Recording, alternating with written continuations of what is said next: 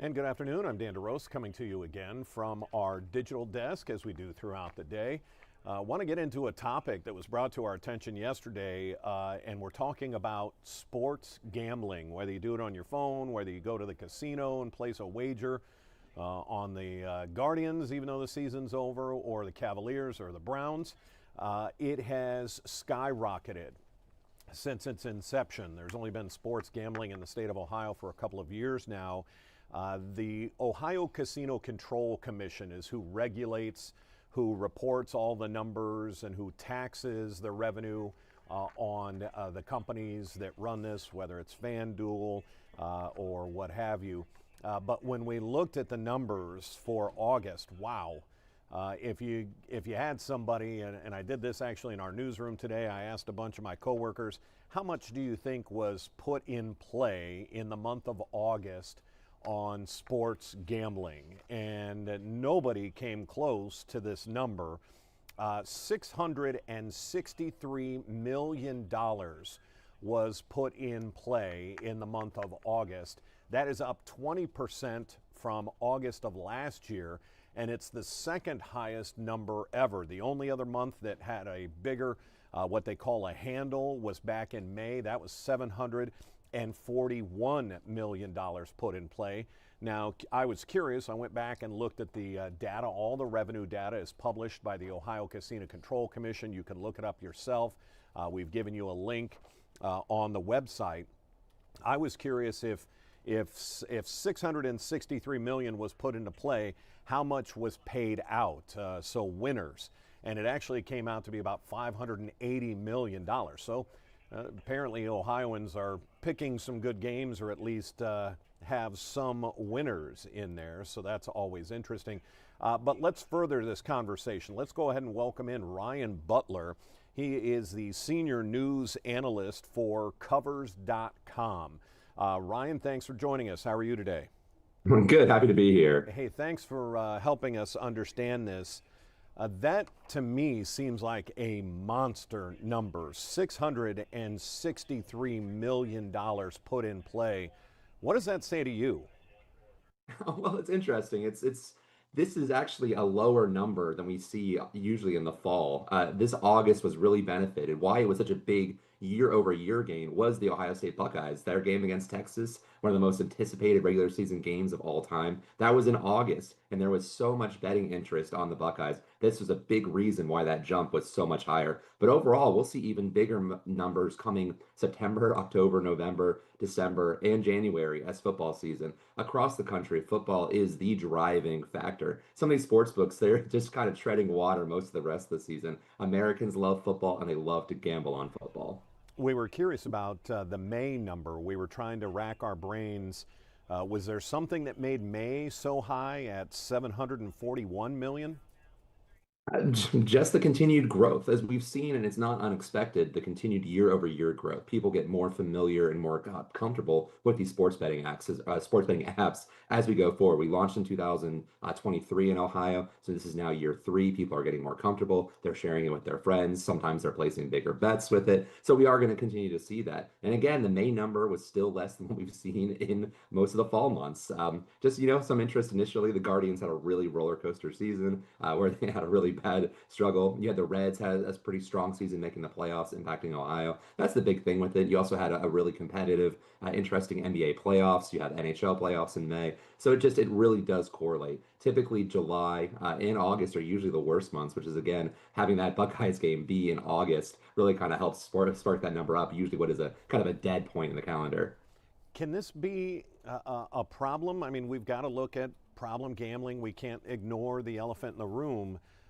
If more and more and more is bet every month, is this an issue?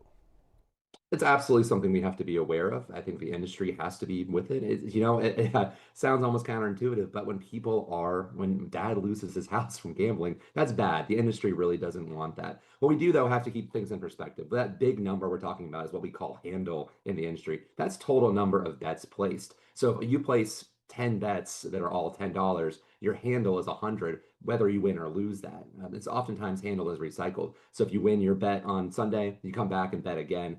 still, even though you didn't lose any money with it. So it's kind of, it can be a little bit of a misleading number with it. We see statistically the vast majority of bettors are placing bets less than $50. They're placing a parlay on NFL Sunday, or they're betting $10 on the Buckeyes, something like that. So that's really what we look at. Now, of course, there is a gambling problem with it, and something we do see with the benefit of the regulated industry. For across the country and other states that don't have legal sports betting, including Texas and California, people are still betting. There are literally hundreds of unregulated offshore sites that many people think are legal. They actually advertise in the US. There's been no crackdown on them. And those don't offer protections. But you mentioned the Ohio Casino Control Commission. They have a hotline.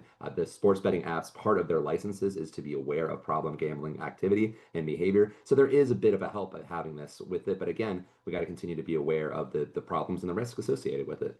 Yeah, it is a slippery slope, that is for sure. People can get wrapped up in it pretty quickly. Let's talk about what sports gambling numbers, and I should have gotten this number, they also report what casinos take in slots, table games, if they have those. The Ohio Casino Control Commission also reports those. Has historically, because we've only had sports betting 2-3 years now, do casinos take a hit? Is this different money that's being played with? How does such a big handle for sports betting impact casino betting, slots, and table games? Yeah, we actually see sports betting as more of a complement than it is what we use the term cannibalization. It's not necessarily dollars going away. In casinos, the casino operators have used sports books almost as a way to attract a different type of customer. Sports bettors are typically younger, they're typically higher educated, they're typically actually higher income. So it's kind of a different demographic than oftentimes we see your typical slot player. He usually might be a little bit older. So this is an idea to get people. Sports betting is a small fraction of a casino's overall revenue.